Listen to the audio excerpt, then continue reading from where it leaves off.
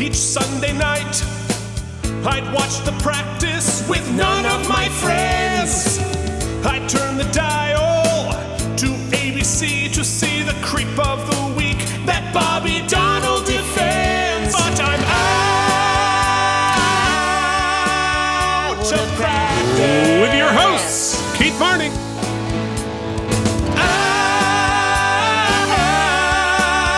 Out of practice. And Mike Kringle. Way back in high school, most every night, my mom watched QVC, so I missed the practice. There was no TiVo, what could I do? Wait 15 years, get fat, then stream it on Hulu.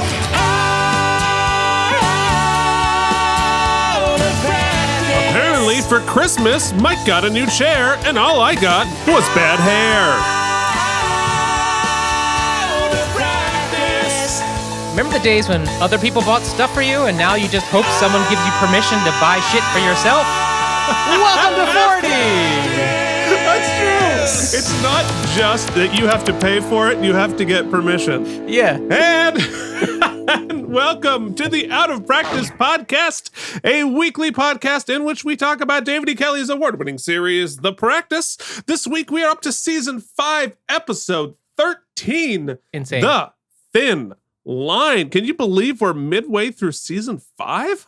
It's, well, okay, so honestly, I thought about it the other day, and because I was talking to CEO Jen about how she's so far behind because there's no subway commutes anymore, so she Right. hasn't been... And breaking news, we're long. Yeah, also that. In which case, well, as an aside, I should tell you that I threatened her because I said, hey, you know, Keith and I have retained 51% of the company, so we can demote you still. Oh, did we? Yeah. Oh, from, okay. From CEO. And she took it seriously and got sort of upset. And I was like, this is a joke. The whole thing is a joke, Jen.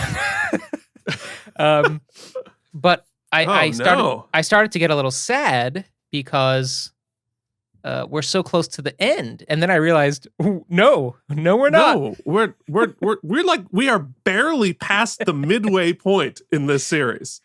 There's 168 episodes or 67 episodes of The Practice, and we're not even to 100 yet. So I got less sad. Less sad? Yeah. Oh, well, it cheered you up. We have a lot of episodes of The Practice yet to do. Plus, you know, there's also, 5 seasons of Boston Legal? Yeah. Which is in this universe. It's a continuation of the show, right? I don't want to know. But from what I understand, from when it happened back in the day, it is this continuity. So I would assume we have to do it. I would think so. Yeah. I saw you resize I always fix myself. I promise. I get giant. No, I mean, without giving away too much. Yes, it is a continuation of some of the stories from The Practice. So Okay. it is not The Practice, but it is a continuation of things that we have started on The Practice. So it is a spin-off. I believe we've already pre-committed to covering it. I think we have. I mean, it's hopefully it'll be slightly less niche because like more people remember that, and James Spader is a very big draw, at least according to Instagram. So hopefully that'll help. You know, at some point, it would be good to have double-digit listeners. But what we lack in double digits, we have an incredibly awesome listeners who are communicating with us and participating in the conversation. And I'm going to take this opportunity to tee up how they can do that. If you would like to talk to us about The Practice, about life, about anything, you can email us at the outofpracticepodcast@gmail.com as Mike desperately searches for Oh no, our page. hold on. No, I found it. OBS is just being a bitch. Oh, And no. I really don't want to have to That's not good. stop. How am I gonna do this? Oh, no. Oh, I have an idea. Okay, well, I'm just going to keep going because most people are listening to this, not watching it anyway, so it doesn't really matter. You can find us on Instagram and Facebook at Out of Practice Podcast. You can check out our blog. And guys, I didn't update like all the episodes on the blog, but I did update our definitive ranking of episodes of the podcast that we have reviewed thus far. And I have a thought that we need to work on. Oh, yeah, all right, join the jury. You can... I'll circle back. But please do us a huge favor and leave us a rating and review on Apple Podcasts or any other service. It really, really helps us get more than 6 listeners. Hey, now there's at least 7. It's at least 9 on a good week. Anyway, so I have updated our definitive rankings of episodes of the practice. But here's my thought. As I'm going through all of them, we need to be a little more specific in our spare tires because right now we have a lot of ties. Interesting. There's a lot of like 7.375 and 6.5s and well, whatever. How granular do you suggest we be? I think we just need to be maybe down to the 100th of a point. Okay. Because otherwise we're going to have like a 5-way tie in the middle of the series. And, unless we want to do a special episode breaking those ties, which I think would be bad because we don't remember anything. No, but I mean, we could wrap that into the season oopsies. Make some oopsie adjustments. Yeah. In context. It'll be like holidays. We'll just throw out hundreds of spare tires here and there. We'll just be, well, I mean, they wear down, the rubber ends up in the road. Yeah. Yeah, all right. Well, let us hop into, because we have some really fun stuff to do today. So let's hop right into... Filings and subpoenas. Filings and subpoenas. Filings and subpoenas. Filings and subpoenas. I would like to begin today with a filing of my own. And that is, I have brought this up in the past, but now we're in crunch time, folks. We are in crunch time. And that is, we are coming up on a crossover, a practice crossover onto Gideon's Crossing, the TV show Gideon's Crossing. And I cannot, for the life of me, using reputable and less than reputable sources, find a copy of the episode of Gideon's Crossing that we're on. So we also have a crossover coming up with Boston Public, which I was able to get a copy of. It was streaming for a while. It's not streaming anywhere right now, which is a problem. But I was able to come up with a copy of the episode that we're on.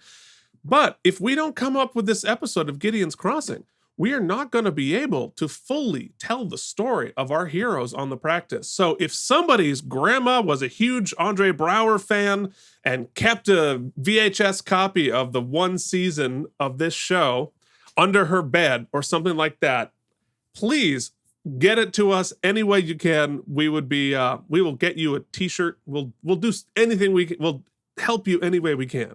Aside from analog audio, it's shocking to me that anything isn't accessible via 20-minute Google. I mean, you might have to go down some rabbit holes. Don't get me wrong. No, absolutely. It is really remarkable. And I think it's because it was in the black hole of tech-wise. Like people were, if they were taping it, most likely it was on VHS. It also, it just wasn't successful enough for them to bother to license it, to rebroadcast it, and it's just there's no incentive to rebroadcast a show that was unsuccessful if it wasn't already set up to do that. So like if a show comes out like a 1-season show, 6-episode show, yeah, throw it on Netflix. Who cares? It's already there. It's already been digitized. It's already been compressed and set up for that. But I just don't think there's much financial benefit to them doing it. But like, I don't know, you could throw up a crappy copy of the VHS just for like the super nerds. But, we get into licensing and SAG and blah, blah, blah, blah, blah, blah, blah. Anyway, if anybody can find it, send it to us at outofpracticepodcast@gmail.com or reach out any way you can. If an anonymous email with a torrent link appears, no questions Oh, I asked. already searched. It's like nut. Like it's not even It's like nut. It's not. It like Oh, okay. there's What isn't torrents even were you like searching? a reference to it. Oh, okay.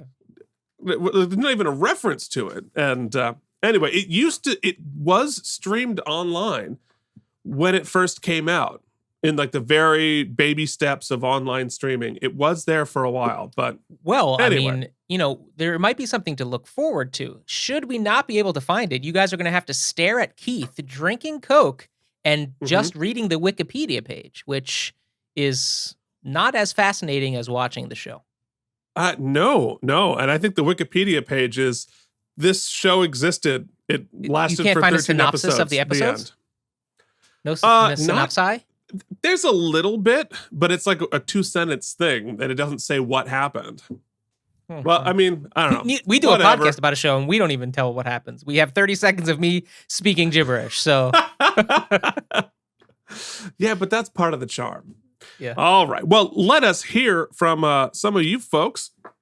Got a whole bunch of cool stuff this week. One, Phoenix pointed out, moderator Phoenix, hey, new segment idea. Mike posts a random screenshot of the Star Trek episode he fell asleep to. And all the Phoenixes, I mean viewer, try to compete with Keith to guess which episode it's from. I love that idea. All right. I don't know how to incorporate the Phoenixes to this segment, but I am Here- 100% on board. I got an idea. Okay. Since you've taken it seriously, I'll take it seriously. How about, and this is Okay. when I am in a good mood and I volunteer to do something and then I have to do it, as was the case this week where I had to make Tom Brady. You did. So how about this for the end of season 5 Oopsies as a fun game, since you do so much prep work for the end of the season. I do. I will throw my hat in and I will create a little game where I will take Okay. either Star Trek. What I'll do is I'll find a few, let's say 3 to 5 Okay. Star Trek right. stills from well-known or not so well-known episodes. Maybe I'll make them get Okay. more difficult. And That's I will probably a good replace characters in the stills with members of our show. Oh, wow. Just for levity. Right. And then you'll have to guess those episodes and tell me what the episode was about. So you're going to have to tell me what show it was in and then the synopsis of that episode. Of that episode. And I will Yeah. I will score you. All right. Yeah. Okay. I think that's a great idea. Now, are you going to are we just going to do TNG or are we going to branch out into the other Star Treks? Well, let's let Phoenix add his 2 cents in the moderation of this episode. Well, how about this? Season 5, we just do TNG. And then 6, 7, and 8, we can increase in difficulty. Really want to hold on to those users. We got to get that long game going. Long game. That is, we really do the long game. All right. Jennifer Massanova writes, glad you enjoyed the clips. Happy Loved belated it. birthday. Yeah, thank It's you. wonderful that it brought up a fond memory. Here's a link if anyone wants to buy a message from the zoo. The link is on our YouTube page Show in the notes. comment section for season 5, episode 12, Payback. I was comparing myself to the sloth because I was slow with the birthday message, but either the two of you could be sloths because you've seen or heard being you kind of, we've seen you or heard you being kind of sleepy, especially that one week you were both sick on cold medicine. Who doesn't love NyQuil? Mike? She make me happy, if I'm not mistaken. Make you happy. Sorry, Marla. Anyway, Jorge Navoa started such a fascinating little thread here on the on that cop sound cue I'm so obsessed with and played so much this one that Apparently, I am not the only person who's obsessed with this cue being everywhere because both Phoenix and Jorge also had an association. Jorge says, Keith, I almost shared this the first time the dispatcher cue came up. The one you originally mentioned was different from the last two. I was a big computer nerd in the 90s and played the Spider-Man animation game that used it and sealed it into my memory. And I have noticed it every single time it's come up since. I'm not familiar with the one from the past 2 episodes. And yeah, he has a similar one there. And I also know it from an old video game. It was Grand Theft Auto 2, which was still two-dimensional. You're like playing a little car around the city. It wasn't even, you weren't even like a person walking around. So talk about how that franchise changed. And Phoenix also says, yep, I noticed it too. I probably heard it first in Max Payne or Grand Theft Auto 3. Mm-hmm. But they also used it there, and then in every drama on TV ever since. For me, the phrase that always gives it away is when the dispatcher says 881 clear, 8814 clear, which I've never actually been able to hear what the dispatcher was saying, so I'm glad to know that now. Rumor is it's real LAPD audio from the station in Highland Park. And he also links to the extended clip of that whole thing. I listened to it. It is exactly that clip. You can also check that out on the YouTube page for last episode. Finally, Phoenix says, well, Keith, in the I comments, have to give you... you're referring, you can check it out in the comments. In the comments. I don't do those links in the notes. Right. No. But there are links in the comments on our YouTube page. Great. So Phoenix also says, well, Keith, I have to give you credit. You made a super extended Sportsball segment that I actually didn't fast forward through. Wow. Maybe it's because it included football highlight clips, which were infinitely more interesting than just hearing you quote scores.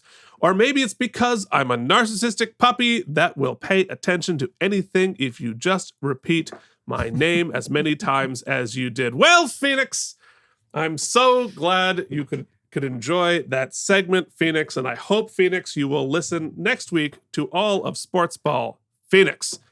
Well, I should also say, Phoenix, that your feelings are more important to us than the content strikes that our YouTube page receives by putting unsolicited NFL clips, even off VHS on YouTube, into your episode. Did it really? Sure did. Right away. Are you kidding me? Yeah.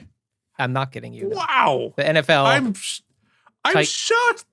I know. They're bad clips. Shocked. Yeah. But I mean, these 10-second clips from a full game, like a 3-hour game on the YouTube. Well, off a VHS copy. If we tabulated the revenue lost by not being able to monetize that one YouTube video of Oops, I mean, I don't know how we're going to pay your mortgage, Keith. I don't know. It's a really good question. We got an email from YouTube, like our annual wrap up.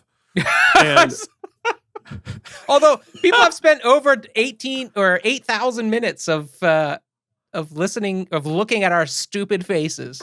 Have they though? Well, really?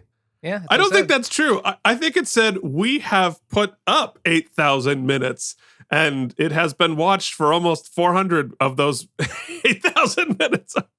I don't know, but we definitely have more minutes posted on YouTube than we have views, well, let alone the whole thing. To be fair, I think people just listen to the podcast. I think this whole thing was a stupid idea. This is just truly an exercise, which is also true of the podcast, just a long, extended exercise in narcissism. But this really just like continues it to a whole nother level. Is what you're saying right here in season 5, episode 13, that we can just stop the YouTube and just go back to audio? Because that would, the time saved for all of us. Yeah, but those end of the seasons are so fun. Yeah, well, we get drunk on the internet. We could just do the end of the seasons on YouTube. I don't know. It's kind of fun. Because it doesn't affect my life very much. I'm on board. Yeah. Well, what else? Besides which, like, I bought this camera, right? Yeah, I mean, we have to justify that. We have to justify all. We have to justify the 3 hours of private time we get in our lives every week. Anyway, so we also on Instagram, our good friend, I am so not Hollywood. I _am so not _ Hollywood on Instagram. who we've actually communicated with quite a bit over the years, posted on her Instagram a hard copy of the first draft of the script of the episode Duty Bound of The Practice, which is in season 2. And it is so cool, like it just as a piece of history and television history, but also that she has the first draft. It's not the shooting script, it's the first draft. And so cool. And she has agreed to scan it and send it to us. So when we get that and when we have the time, we are going to do an entire episode of script analysis of this script. I'm so excited to get into it. I'm so excited as a writer to see how he's breaking it down, how he's formatting it, how the changes that he made between that and the final episodes. Like there's so much more in a script than you see on the page, because you also have you have character descriptions, scene descriptions, you have directions to the actors. I want to see how a David E. Kelley script works and how he does that. So I'm very excited to do that. So look out for that in your feed at some point. All right, let us move forward and move backwards, because we're hopping into the time machine to February 4th, the year 2001, when this episode aired. And that brings up our question, Mike, what were you doing? Stay in the basement. Well, Keith, the long, cold winter of 2001, what a year that was. What a winter. Was rolling on. And I was still in Pennsylvania. I didn't know that I would actually, my birthday this year in November, I would finally be in New York City. But that said, I was still in Pennsylvania. I was about to audition for my next breakout show. As you know, I've already done, I believe we discussed it. Oh, wait. Oh, I had a picture of it and I've forgotten. I believe it was it February? Yes, I think it was of 2001. On the spot, he remembers, my first professional show. Hello again in Delaware. I've told the story before. Right. Maybe that was 2000. Wait, maybe this has already happened. I think maybe this has already happened last year, and I've already told it on the podcast. Where the choreographer of Joseph. Yes, you it was have $400. talked about doing that show, and you were shirtless in this show, and we never got a picture. Right. Cut my nipple off. Right, and I remember you telling us that. And my dad wasn't particularly thrilled with some of the content. Right. But he did see the show, which was cool. Yes, it was around this time, I believe. Now we've discussed, my brain is scattered at this point. Yeah. But I did have a picture at some point. I think I sent it to you, and I have it. And if it exists and if it pertains to this episode, it will appear right here, right now. But it's my first contract. It's my first professional contract as a performer, and man, it was $400 for the run of the show. But I was over the moon, overjoyed that this was a thing you could do for money. Yeah. Well, you became a pro, and you did it before I did. And then I ended up moving to New York later this year, 2001. So, crazy what transpires in a year. I'm not even prepared. This Mike in February 9th, 2001 is completely unprepared for what the next 8 months will bring. But I would say that in many ways, if you look at the big picture, or the picture as it exists thus far, that first step on the ladder, that first rung, is being gripped. I don't know it, but I'm gripping it. So that's a very esoteric take on This Day in the Basement, but let's go over to you. It always is. I mean, that's true. Basement ends up being more esoteric than any of our other segments. So I have one. It's a little bit of a cheat, because this actually happened a couple of weeks later, but I have stuff to talk about then, and I don't want to miss out, because something very exciting happened at Eastman that spring winter, and that is John Williams, the legendary composer of every movie score you have ever hummed in your head. Absolutely. Star Wars, Jaws, Close Encounters, Harry Potter, Schindler's List, like Indiana Jones, pretty much everything. He came to Eastman and conducted an entire night of his own work, conducting the Eastman Philharmonic. And That's pretty awesome. He sold out the Eastman Theater, which is a 3,000 seat house, and played and conducted his own music for almost 3 hours. And it was so awesome. It was like How one close of the did you coolest. get to sit? I was up in the balcony. But it was, I mean, the acoustics in there. I mean, it's an opera house. It's just spectacular. And it was one of the coolest things I've ever seen. And, not just because it's John Williams and I love that score. And I think he is just a singular talent for what he does. But also because of how excited all of us were. And, it's all of my classmates playing in this orchestra, and it's him conducting Star Wars. It's him actually doing his own stuff. And I do think I was talking to the guy who played lead trumpet afterwards, and because because of the trumpet solo in Indiana Jones. It's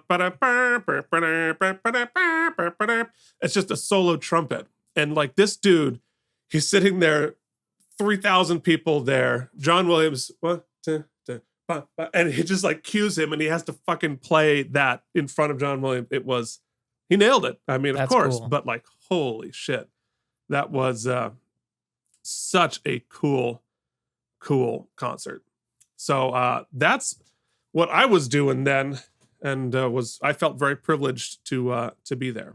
We did not, unfortunately, use the chorus and sing the nonsense words from Phantom Menace, but Coca-Cola, and it's so cool. Like that's not a great movie, but that piece of music from The Phantom best. Menace, Duel of the Fates, right? Duel of the Fates, Yeah. Unbelievable. So I'm sad we didn't do that, but that was a really. But I'm sure there's an cool- a cappella version we could have played right here. It wasn't number one. It wasn't number one. Yeah, yet, you're right. so. Rules are rules. We have integrity here. Ay. Okay, well, we have one more thing to do before we hop back into this day in the world. Oh. And from what I understand, we have a very exciting Back in Time True Crime. Back in Time True Crime. Back in Time True Crime. So yes, there's no weather this week, although we are getting some weather. It's going to be blizzardy here in the Northeast. Hopefully. But yeah, let's do Back in Time True Crime. Maybe we can put a cool infographic over there. Did we decide I was going to go first? You're going to go first. I'm going to sneak mine in later, remember? Oh yeah. No, I don't, but I'm sure we have to read it. We had some planned spontaneity that we talked about. Okay, so Keith, I want to approach this one a little different. All right, so I'm not going to live underscore it this week, so I can actually listen to what you're saying. Yeah, we received a little feedback that and by feedback I mean I think that Got feedback from you that I like read this whole story and you were playing and it's awesome, but then we couldn't talk about it because you said I had no idea what you were saying. I can't hear you and I'm never going to listen to it. Which really removes the discussion component of the two-person podcast. It's just like a book report. I didn't read the book, and nobody's listening.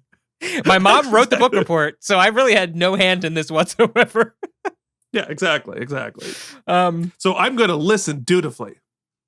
Yeah, so this is a two-parter. So I'm going to give you the setup this week of some. Okay. It's less. Well, there's a true crime element for sure. But also, it's a convergence of This Day in the Basement and True Crime Back in Time and the universe of the show. It's all coming together, Keith. Ooh. So I'm just going to set up. How It's exciting. a very long setup this week, and then we'll have the payoff Okay. next week. We'll discuss the case in general. But let me just give you some. I'm going to give you some overview. I'd like to thank a friend of the show, Jorge Navoa, for helping me with some serious research. Ooh. Like you said, Wait, does Jorge need a title? Is he like our research person? he has done a lot of it. He also he made us that schematic. Remember the That's the right. Kittleson schematic? Well, okay, so then is Jorge the official out of practice historian? There you And go. librarian, perhaps? Archivist? No, I guess Archivist. No, librarian. I am not think Hollywood. Might have librarian. to be our archivist because That's she's got right. she's got the goods. That's right. That's right. We are Well, two Jorge- grown men making up fake job titles for random listeners on For our another podcast. grown man. Yeah. It's like you said, you know what? Yeah, we don't have hundreds and hundreds of listeners. Actually, a lot of people way far back. It's funny that we do this real time and nobody's even close. But those who are up to date, you know what? It's all about you guys. Nope. And ladies, and however you identify. We are about we like your fandom. We expect nothing less than the true commitment you've shown. Thank you to all. Did I cover all those bases? I was really trying. Nobody handed Way me to a go. shovel. Okay. Keith, it's the week of February 4th, 2001. The dates don't exactly line up, but it's in the We're universe. fudging. Yeah. All right. So that same week was February 10th, and there was an event called V-Day, all right, being held at Madison Square Garden, Keith. It was a fundraiser. It was the 4th annual fundraiser, founded by Eve Ensler, writer of the Vagina Monologues. Okay. Many, and the benefit was for proceeds went towards programs working to end violence against women and girls, which we support, and also rape crisis centers. I said pause for Keith to say interesting.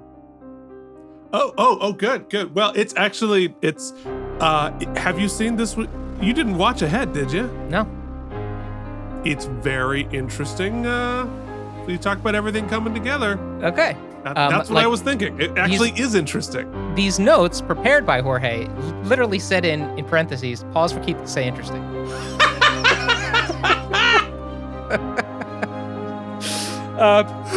Wait, hold on. So Jorge actually wrote this? Yeah. Oh my god! Oh, and now you were trying to make it seem like you did this. I told him I would. No, it's better. He didn't just write it.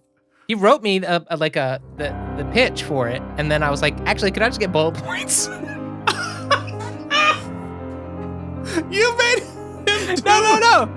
But you passed this off as your No. work. Look, we had an Even agreement. before we started, you're like, I did all this work. I've got bullet points. I didn't say I did all this work. You didn't say someone else did it. Well, we had an agreement that I've destroyed. So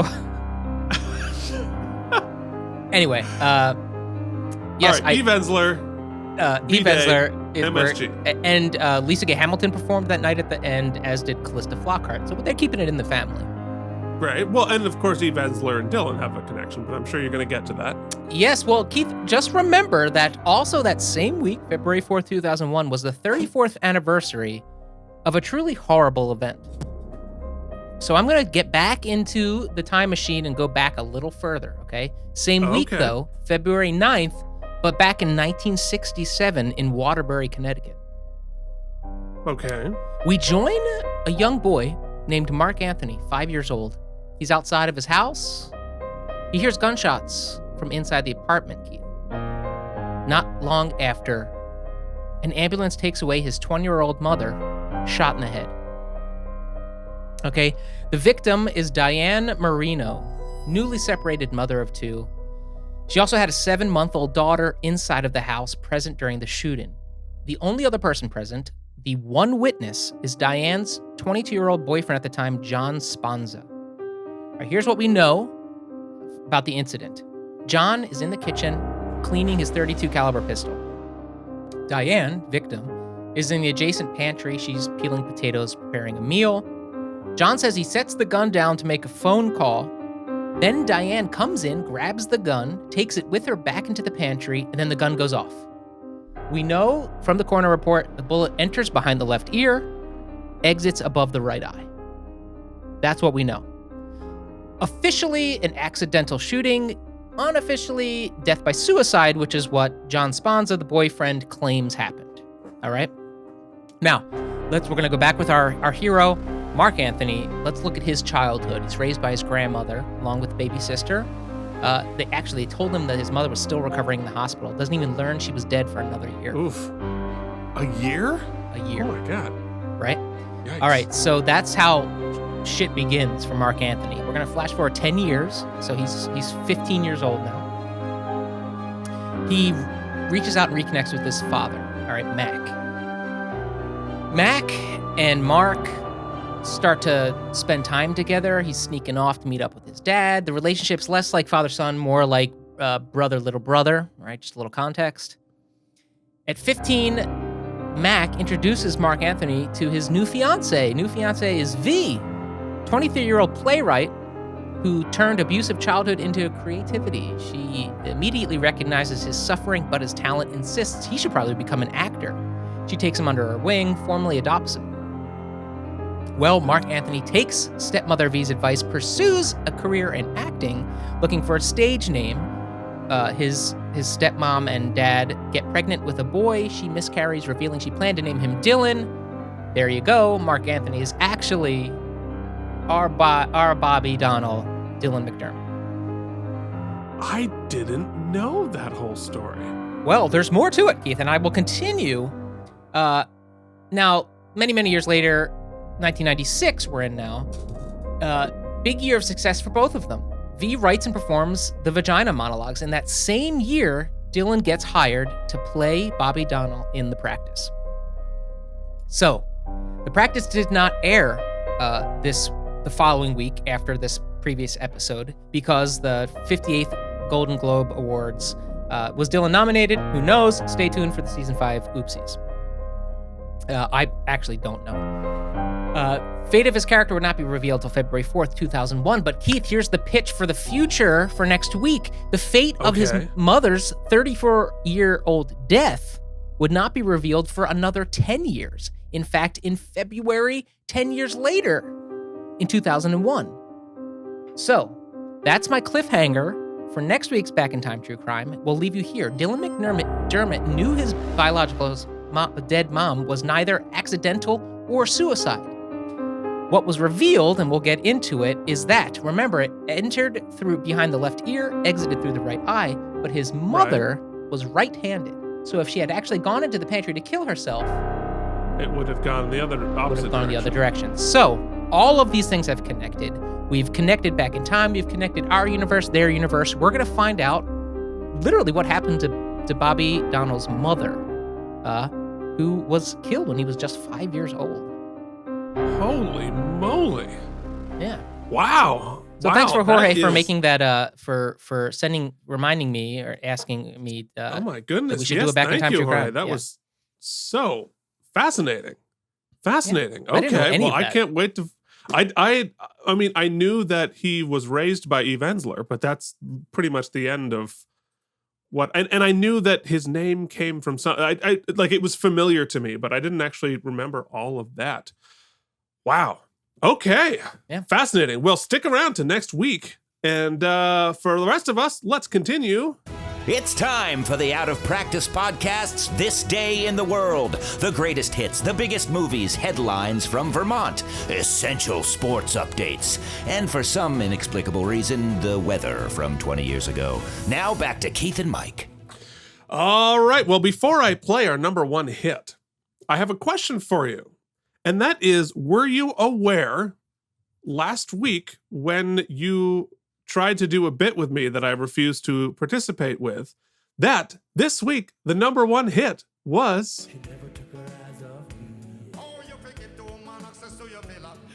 this was the number one hit next week. Oh my God. I did not know that. Talk about serendipity. Yeah, you really There was no yes and there. You were not a participant in that. Well, because I didn't pick up what you were throwing down fast enough, and then when I did, I was like, it's too late. It wasn't me. It wasn't me. Keep your mouth shut. We just need Eugene here being shut up and don't say anything. So we're definitely going to get a strike for that, but I thought it's a live performance with Shaggy and Sting. Oh, really? I was going to say, we should not say that performer's name because it's terrible, but I guess, yeah. It was, that was actually Shaggy and Sting. Did you see Shaggy when they did that live Little Mermaid? Oh, I didn't see, because I was in like classical world, so I was not aware of who like Shaggy was, but I did see The Little Mermaid.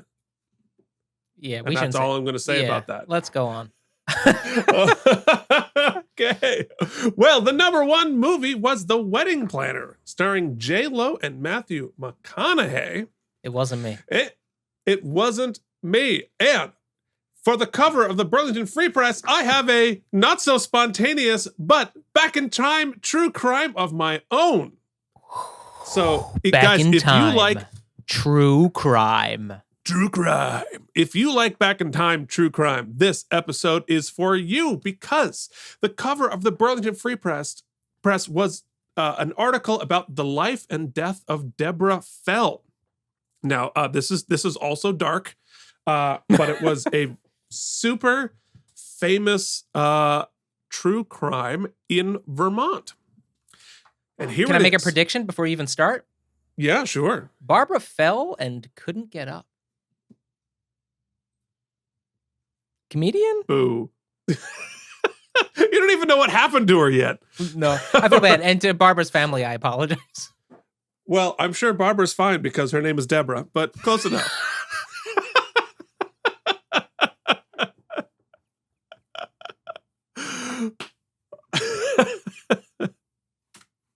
All right. So here we go. I just unsubscribed from my own podcast.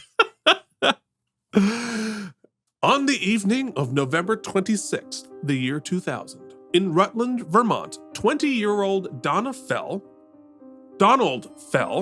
and his friend Robert Lee were socializing in the apartment of Donald's mother, Deborah, and their mutual friend, Charles Conway.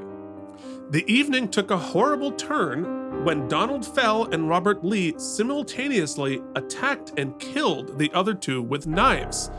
Lee killed Donald's mother, while Donald killed Mr. Conway. The evening did not end there, as Mr. Fell and Lee walked together to the Price Chopper in Rutland, carrying an unloaded shotgun, looking for a car in which to flee Vermont. At approximately 3:30 a.m., Fell and Lee carjacked 53-year-old Tereska King, forcing her into the back seat of her Plymouth Neon. Shortly after dawn, they took King into the woods and battered her to death, leaving her body in the woods. They continued to their hometown of Wilkes-Barre, Pennsylvania, where they stole license plates and continued to Clarksville, Arkansas, where they were subsequently arrested by local law enforcement due to the stolen plates. Robert Lee died in prison in 2001, less than a year later, by quote-unquote accidental hanging. Donald, on the other hand, pled guilty in exchange for a life sentence without parole. But the deal was rejected by then U.S. Attorney General John Ashcroft, who insisted on the death penalty. He was subsequently sentenced to death by federal jury, as Vermont does not have a death penalty. However, his 2005 conviction was overturned due to juror misconduct. According to his motion, one juror lied during the jury selection process and withheld substantial information about her own life and that of her son. A second juror defied the court's instructions and traveled over 2 hours in the midst of the trial to view the crime scene. In doing so, the juror obtained information that was not consistent with the trial evidence and, Fell argued, highly prejudicial. This same juror is also accused of coercing another juror's vote. And a third juror allegedly failed to disclose both extra record knowledge and material information about his past. So, A new death penalty trial was set to begin, but in 2008, Mr. Fell pled guilty yet again to all 4 counts in exchange for life without parole. So it was one of the most famous murder trials in Vermont history that involved the attorney general, involved jury misconduct, and like 3 different guilty pleas and a suicide in prison. Was the death penalty still on the table, though? Well, yes, it was. I mean, that was why he pled guilty, so as to avoid the death penalty. But because it was federal charges, right? Then they could supersede the because state. it was a federal. That's right. But and he was never actually tried on the murder of his mother and his mother's friend. He was actually only ever convicted on the carjacking because he took her across state lines, thus making it a federal case, thus eligible for the death penalty. Thus, John Ashcroft got involved. So, another fascinating story. You know, while we're here, Keith, great story. Back in Time True Crime is pretty awesome. I think that we should take this opportunity while we're discussing it. Have you had a chance to watch the finale of Murder on Middle Beach?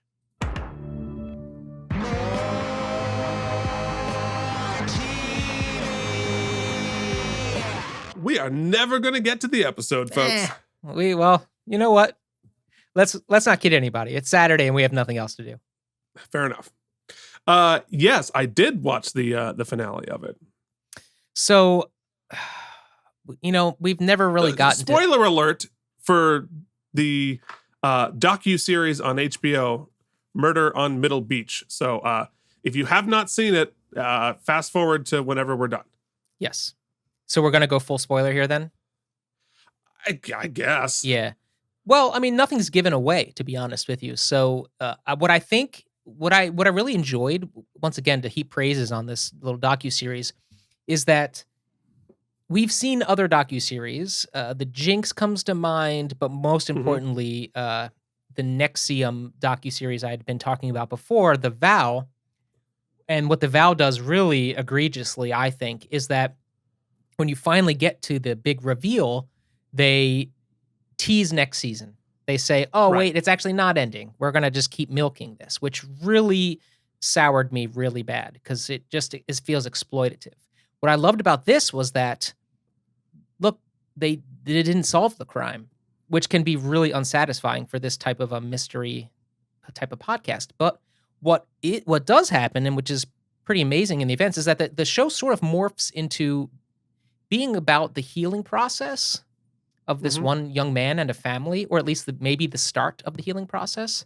And what he's able to do in the finale to provide a sense of, and in the edit, I should say, to provide a sense of closure and of satiated sort of appetite for the audience, is he's able to at least exonerate one of the key players, and which opens up a few different relationships that might have a chance at being healed. And in addition, one of the big struggles that happens in the show back and forth is that this mystery has been years in the making, and he's been as helpful to the police and the investigators as possible, but they, with not evilly, but they're withholding information to him because the case is still ongoing. Even though they claim it's not ongoing, that becomes a plot point. Well, yeah, I mean, I am not 100% sure there isn't some misconduct Malfeasance? happening on the place of the police. So anyway, our main character, who's also the documentarian, which can be a conflict of interest, but it sort of works. Like I've said last week, it does work. It works for in me this, here. yeah. He goes through a Freedom of Information Act. There, he's able to videotape the entire sort of hearing in this fight, and the sort of big win at the end. And I'll let you expound on this. Is that he wins that appeal and gets all of the case files, all of them. And so he's now sifting through them. And what's great is that they held the edit until I think last month, so that it feels really current. It just happened, and so he's going through the files now, and we're gonna stay tuned. So the to be continued is in real time, and so I allow it. And he also, Yeah. I think it speaks to the whole edit and the whole movie in that they were still able to make it feel satisfying, even though we still don't know who killed his mom. Yeah. No, I agree. And you're right. It is, I was sort of counting down. Because like, I want to know more about it. Of course, I was hooked, and I'm counting down the minutes of the episode left with the I do the date. same thing. It's because like, oh crap, we're in February. Like they're like 3 weeks from COVID. Like, oh shit. And then it goes into it. So yeah, I'm really fascinated with what's going to happen next. And he did such a good job of sort of taking us on a journey through all the possibilities while sort of circling back to, I think, the original logical choice. But, and if, I think I said last time we talked about it, like, were I his family and you're going to do like half an episode on whether I did it, and yet you're pretty certain I didn't, and like credibly make a good case as to why I did it, I might be a little pissed. But he references that. He discusses it openly. No, he does. To his credit, I'm not sure that self-awareness absolves him there, but I don't know, it's something. But I do think it's really fascinating. And we're having a discussion. This is a good question for any of our listeners who may be a lawyer, about secretly recording his dad. Now, I understand that in New York State, you can secretly record somebody. You have one party consent. You can do that, which I know. And, but I'm surprised that he was able to broadcast it and broadcast his father's face and story without his father's permission. And based on what we understand of his father, I would be very surprised if he gave the green light to show all of this footage on HBO. I totally agree with that. However, my counter to that, and truth be told, I've been meaning to kind of Google into this. I wanted to give it a little breath because any statements made would probably have taken a week or two. He does mention that he let everyone, including his father, see a cut of the film before it aired. But what's interesting, and you'll learn about the dad, is he's had a lot of international affairs and at best, shady business dealings. At best. I think that's a very generous way of putting it, yes. But it's very clear every time he's recorded, literally every time you hear his voice, that he is speaking as if he may be being recorded. Oh, now 100%. It's like he either assumes he's being recorded, or he's been so taught at how to speak as to be very Clinton, well, it depends on what is. It depends on what is. I always assume I'm being recorded because I'm just that interesting. What I find interesting about the father, and look, this is all assumption, clearly, and hearsay, but is that, criminal or no, the man is scarily able to compartmentalize, emotionally at least, because oh my God, in the middle of conversations with your son, who is flat out asking you about the death of his mother, he just shuts conversations down. I mean, I'm not going to speak about this. Your mother was a drunk? No. And it's, if you want to, I mean, yes, that looks very guilty. Once again, he's not been accused. He's not even been indicted on anything. But damned if, and look, I think the documentarian, to his emotional detriment, I think, played it completely straight with all the family members who he was making accusations to. He asked them point blank. He never made an accusation. Even to his own sister, his aunt, his father. Right. And, we see a little bit at the end how he's sort of the toll that it's taking on him emotionally. But when it's all laid bare, there are a few people who speak like people who want to find the answers. And there's one person who speaks as if he does not want any answers known. The past is the past. Yeah. No, for sure. And, I think about it from his point of view as a documentarian and the subject of the documentary. Like, I get it from an emotional standpoint why it's easier for him to do this through the lens of the camera and like just adding that layer of artistic distance that I think enabled him, to ask those questions directly, to go down those roads that I think it would have been much more difficult if he didn't have a quote unquote reason to do it. And I certainly can, think about that a lot. Like, it is easier for me to work out stuff by writing it, even if it is like not to be seen or anybody's, like a therapy exercise. Like I can write about experiences that I've had, and and whether it's a play, whether it's a short story, whether I'm fictionalizing it and putting pieces of it into one of my novels or whatever, like, it is easier for me to emotionally process if I have the distance that comes from the writer eye.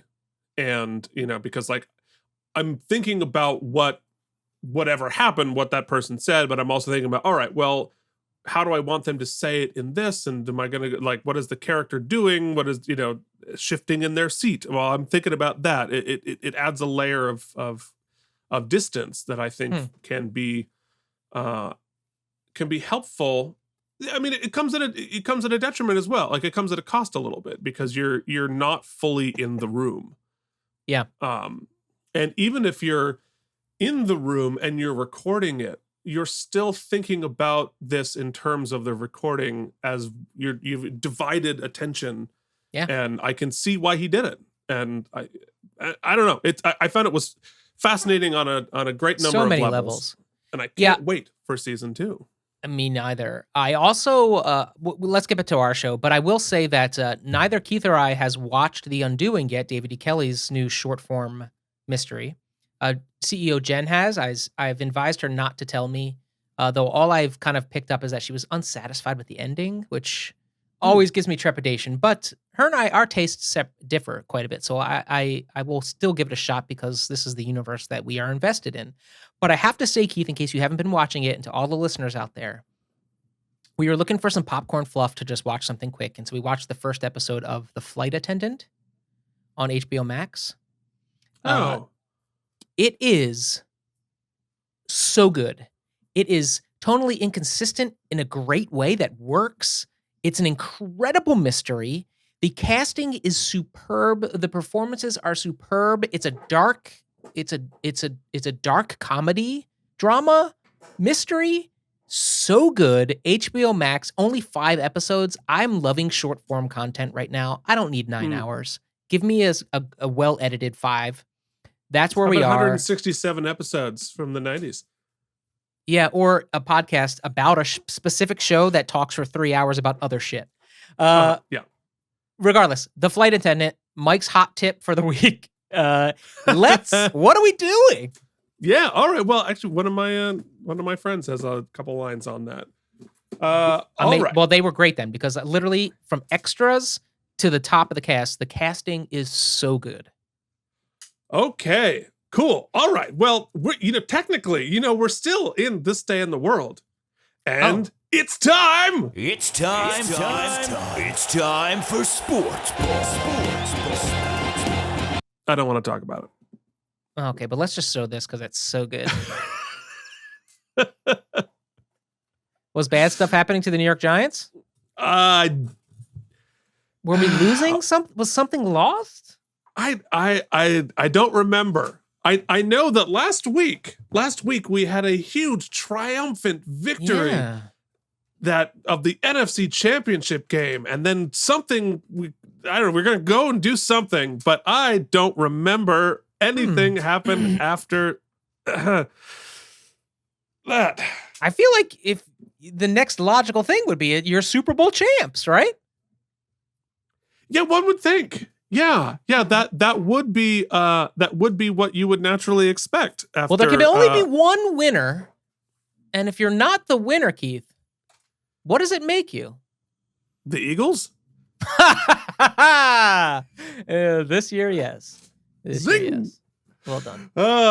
Yes, we lost. All right. We lost bad to Baltimore, and it wasn't really even a game. Sad. Some would say it was bad. No, it was really, really bad, and I was so depressed. I could not look at anything sports, the paper. I couldn't look at ESPN. ESPN, Like, no. it was all dead to me for like 4 months.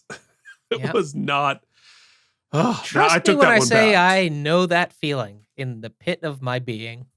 Oh, that was because you had one coming up in like 2 years. Oh, after I'm that. living one now. I'm living one right now. Yeah. All right. I'm a human being. God, God damn it. damn it. My life has value, and I'm not going to take this anymore. It's time to talk about the 1 hour. episode. Never has that bumper been more apt. Never have we earned that more. Okay, finally, if you skipped ahead, give your thumb a stretch for using that 30-second skip. I'm so sorry. Take some Advil, ice it a little bit, and all right. We are talking about The Practice Season 5, Episode 13, entitled The Thin Line. This episode was written by David E. Kelley, of course, and first-time writer Lynn E. Litt, who also wrote on Law & Order, Hack in Plain Sight, Stitchers, and Grey's Anatomy. This episode was directed by Dennis Smith, who last directed Appeal and Denial. Good one. We have only one more thing to do. What is that supposed to mean? It's just Why like do my that. hands It's look your so problem. fat? My Is hands aren't this what fat. happens to women when you Yeah, insert me your too. penis? They look all like What? chubby when I do that. What does Mike think's gonna happen? The rest of me is fat, but my hands are fine. Now, what if he would have drank the curdled milk? Then what would have happened? Does this podcast make my hands look fat? I mean, honestly, I understand that, I'm carrying an extra few. I'm a little chunky. I'm not like gargantuan, but I'm a little chunky. But like, I'm a pianist. I don't have fat hands. Whatever. Nobody's accused you of having fat hands, Keith. I think you need to take this to the other room and have a think about it. Give Phoenix a call. Let's work this out. Oh So my God. last week, a lot of shit happened. Bobby is on trial for first-degree murder, everyone. Uh-huh. And Lindsay's upset about it. She's having a baby. Eugene is pissing everybody off. And by everybody, I mean Rebeccity Cricket. Everybody else seems to not give too many shit. So there's a lot to happen. The thin line, though, I think is going to be the thin... I can't... It looks like a tape recorder on fire. Big swing, man. Give us a big swing. All right. There's a recording. Oh, it's the recording of...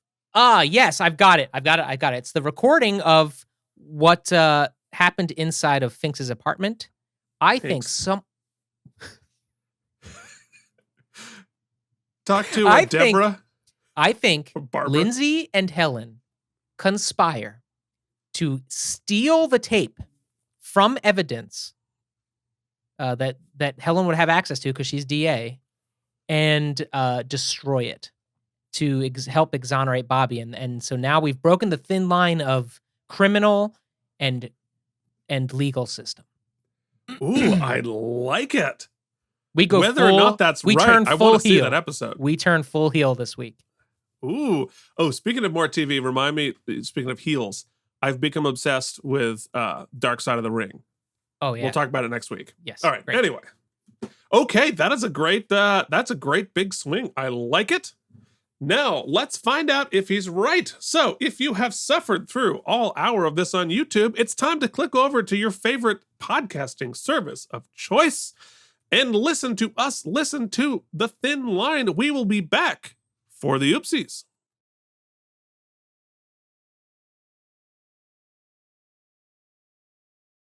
And we are back.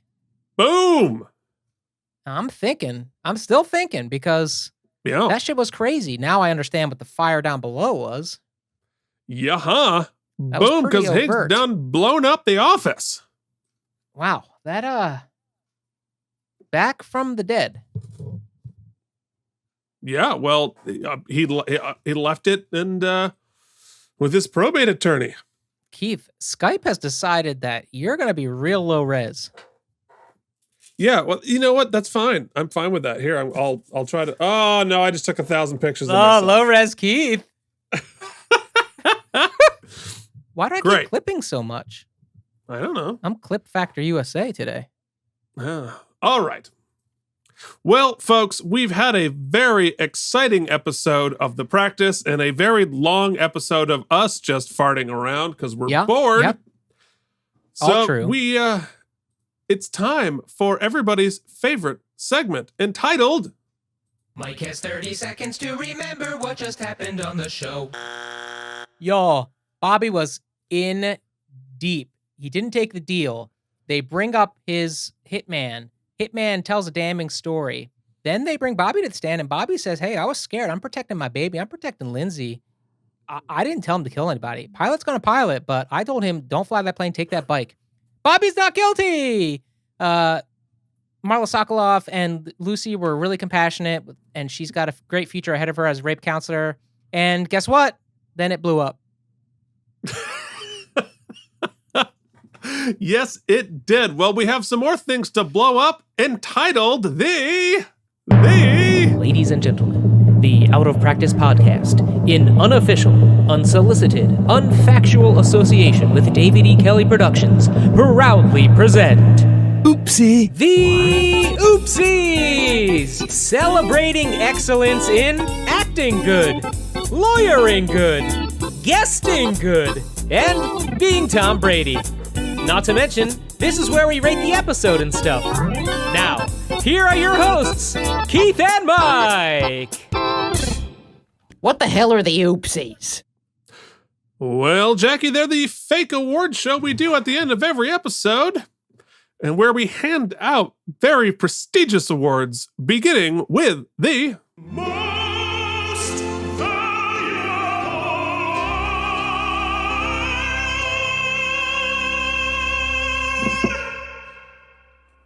Well, I mean, maybe he had a little bit of sour advice and wasn't always the best motivational energy, but Eugene, as head of the firm and head of Bobby's legal defense, did get Bobby off not 1 count of murder, not 2 counts of murder, but 3 different murder counts.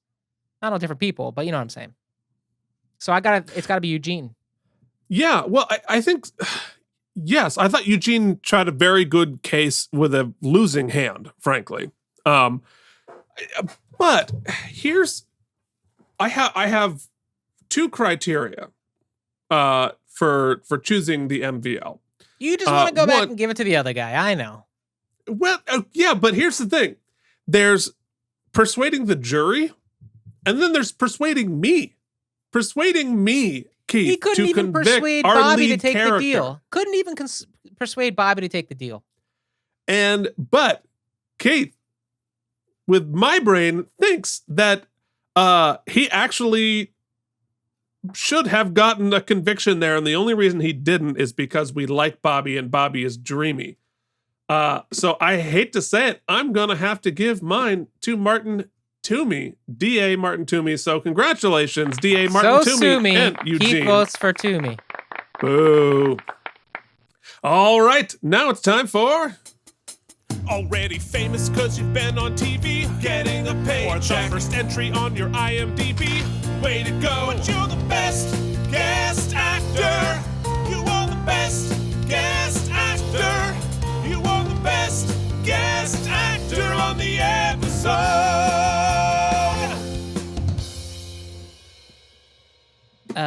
Keith, help me out with the IMDb. Shout out to our victim, our to Amy Stewart. Amy Stewart.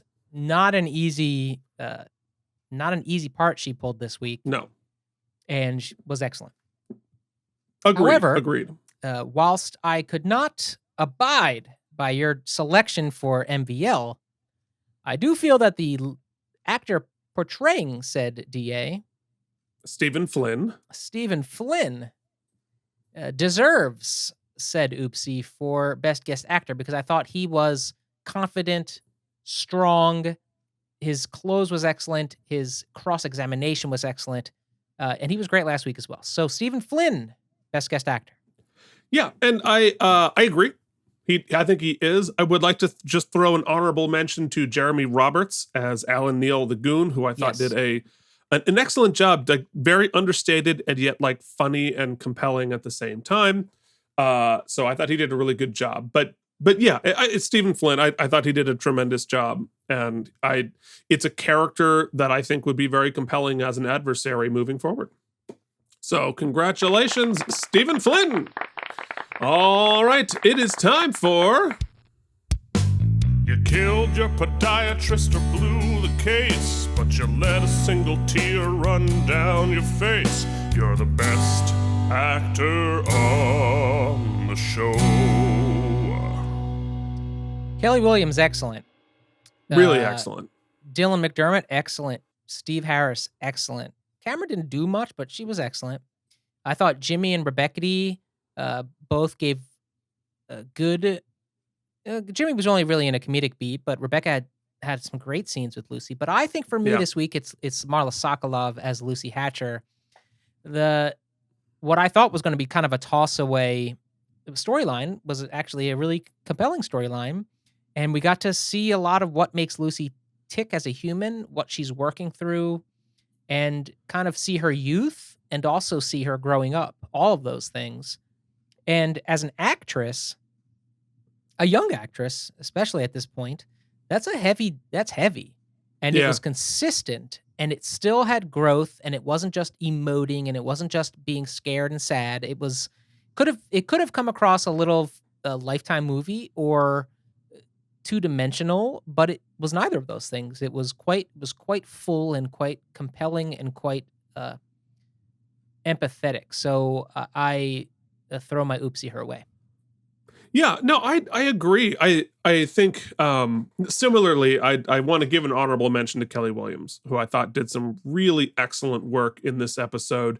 Not just her sort of like freak out at Eugene, but also she did a lot of nonverbal acting, a lot of reacting, a lot of, you didn't hear it obviously, but she was there in the courtroom reacting to everything as it happened, and she showed a lot of strength and vulnerability at the same time. I thought she did great. But yes, this is Marla's episode. I think she did a really good job. She was handed a very difficult task, and really stepped up to the plate. And I thought it was I was really grateful to hear from her and to see that character grow a little bit. And I'll talk about it more in the spare tires, but it was really good to add this to Lucy.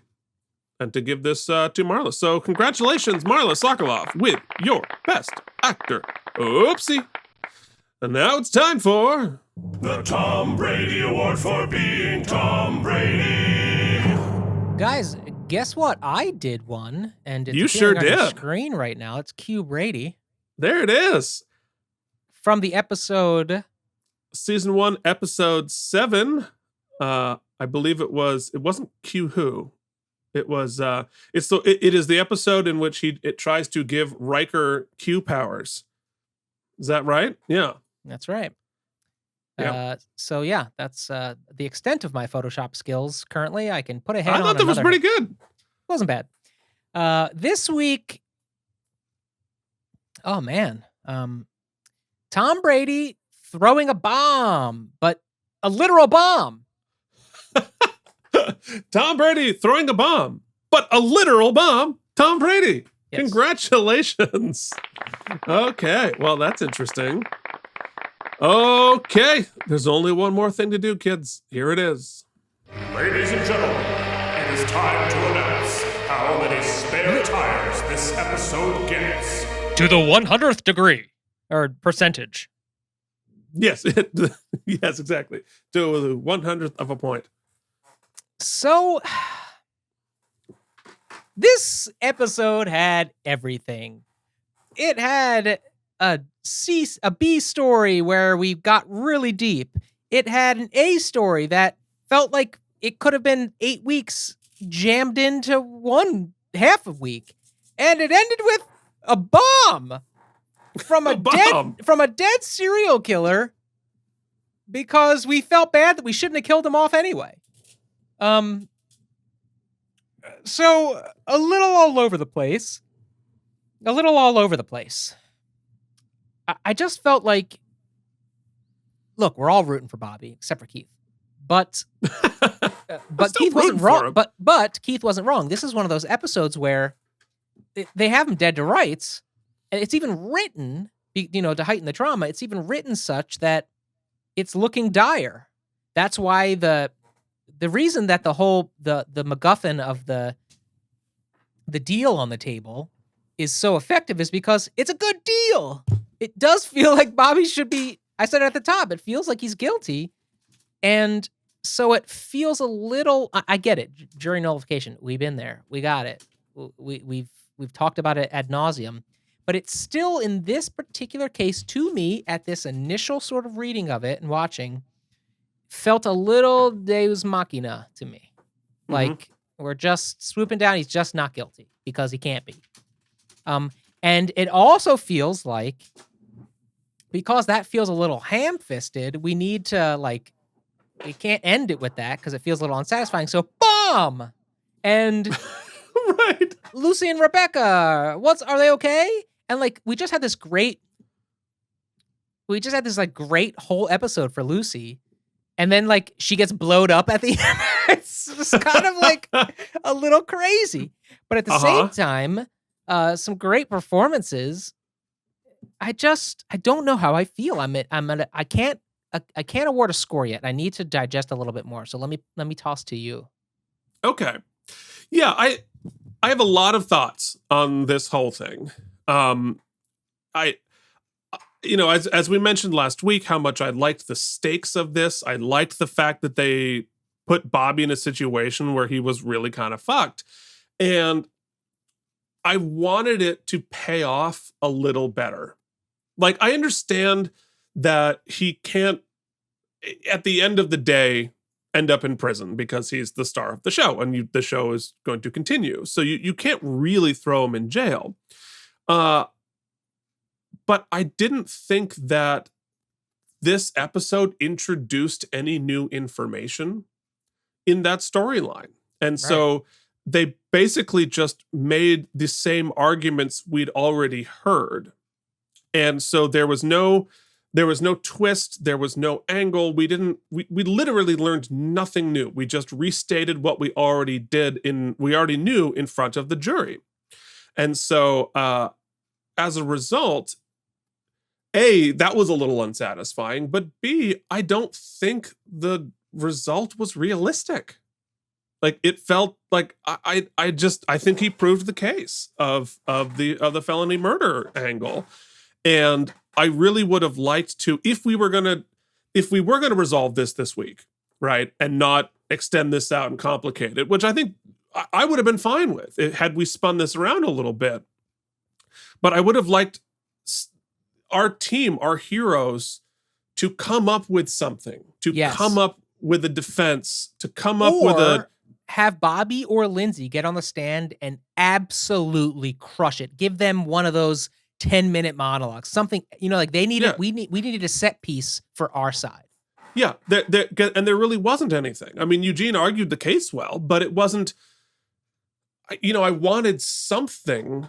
Give me a reason not to convict Bobby. And they really didn't. They just didn't convict him, if that makes any sense. So we have this incredible team of lawyers and they really didn't come up with something. I want to see something creative. I want to see something clever. I want to I don't know, come up with some new evidence, come up with a new, if they had argued the defense of others, I think that would have been a much more interesting angle. How about if we're going to throw this weird Hinks thing in, how about some late evidence gets delivered by the probate lawyer, right, and we work the bomb into the storyline. You know what I mean? And have that.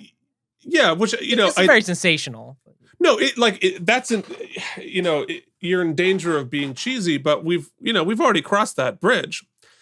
Honestly, if I'm going to rewrite on the fly, okay, here's the rest of my season. It's our goddamn podcast. Yeah, it's our damn. Yeah, I'm gonna rewrite the second half of season 5.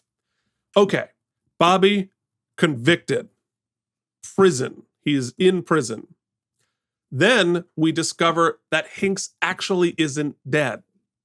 That he faked his death. The reason he smiled when he saw the killer there, and they taped this whole skit that they made a deal. He didn't die. And so Bobby gets out of prison because the murder never happened. That is how I would take this I love journey. that. Now I'm disappointed that it's not that. I know. That would have been so much more fun.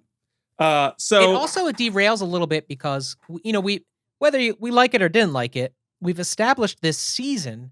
We've had these crossing sort of through arcs, these meta arcs. We had the Bruce Davidson thing, then we had now we had the Bobby thing, or at least so I thought, which turns out it's just 2 episodes. And the only continuation now, since they killed off the best villain we've had in a while. They shut down the Bruce Davidson thing, thankfully. And now Bobby's case is it's over because they can't try him again on it. Yeah.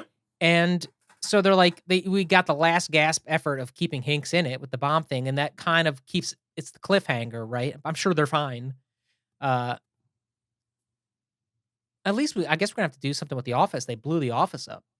Yeah, like they just shoehorned in a redress. They're gonna redecorate The Office now. So anyway, all right. So it sounds like we didn't love it, Keith. Well, it wasn't bad. It felt like a series of missed opportunities. Yeah, we've been saying that a lot. Season 5, I have to say, we have been saying that a lot. Yeah, season 5 is the season of missed opportunities. Big swings and lost opportunities. Yeah, so it wasn't bad. I liked the Lucy angle. I'm really glad to give Marla more to do than just be exposition. Yeah. And I thought it felt, as I said before, I thought it felt organic to the character.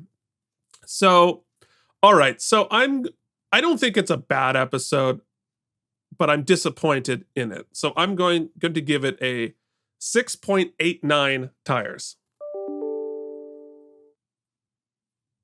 Yeah, I like that. I was trying to come up with a couple of reasons that it was better than a 6. That we're in the 7 universe, and it's not a 7 universe episode. I can make this argument. The Lucy arc alone. And look, here's the thing: the ending blew my mind, and I at the verdict, even though I knew Bobby, I knew most likely he was not guilty. We've done enough over the 5 seasons of people being guilty when we thought they weren't going to be. We've done enough of that you saw in real time or heard. No, you were invested, 100%. I was invested and freaked out. So I can't discount that. I can't write that off. That is what a TV show is supposed to do, right?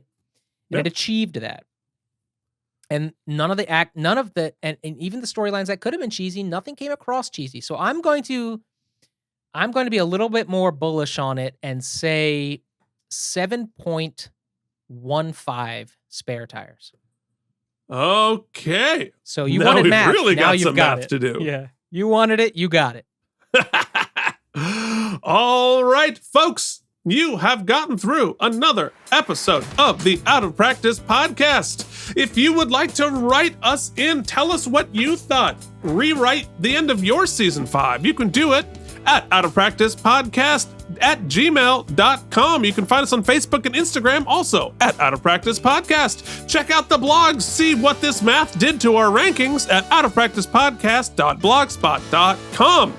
Do us a huge favor. Leave us a rating and review on Apple Podcasts or any other service and join the jury. We really appreciate it. It helps us a great deal. Speaking of people who help us a great deal, this episode of the Out of Practice podcast is brought to you by generous donations from Leanne Wrights, CloudLover69, Jorge Navoa, and Jennifer Massanova. If you would like to join them, you've got 30 seconds to do so. Just kidding! You can do so anytime by clicking the links in the show notes, one-time donation or monthly contribution. We thank all of our future and current sponsors.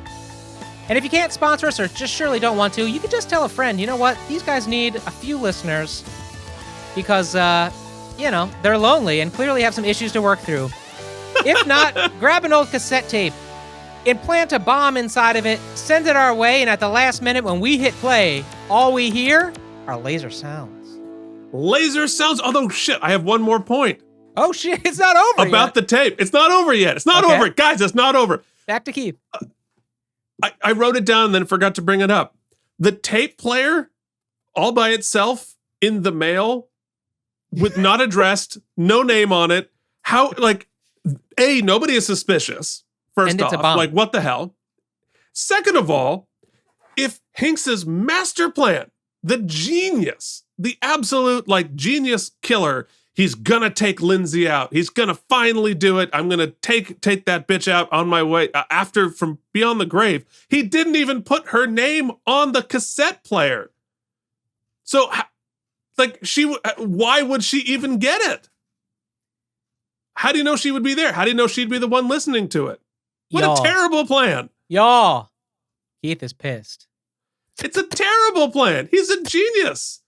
Didn't even put it in an envelope that says Lindsay. Check it out. All We're right, just gonna, that's, you know what? that's it. No, I'm gonna slowly fade out as you continue to complain. Go for it. Okay. You see, if he plans everything 100 steps in advance, he wants to kill Lindsay, and he's just gonna